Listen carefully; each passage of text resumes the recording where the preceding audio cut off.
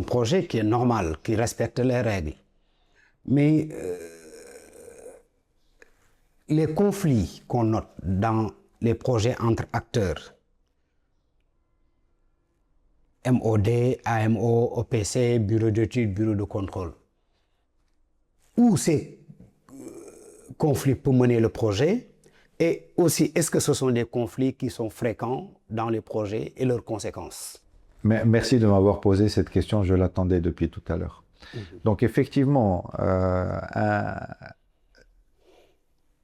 je n'ai jamais vu ou réalisé de projet sans problème. Il y a toujours une problématique quelque part et elles sont d'ordre très différent.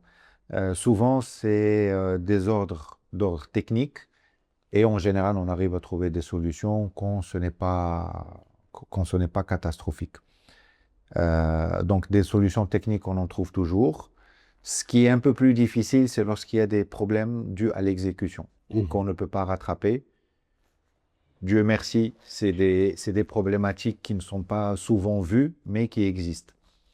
Après, vous avez un autre type de problématique que nous avons pu voir lors de plusieurs projets, qui sont dus aux structurations du financement.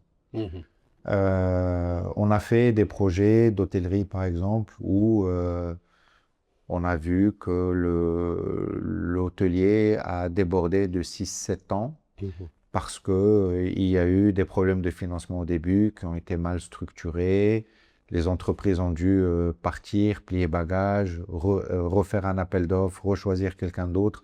Et la vérité, pas que dans le domaine hôtelier. Je vous ai donné un exemple parce que j'en ai un en tête qui est précis, sur lequel j'ai travaillé ici à Dakar.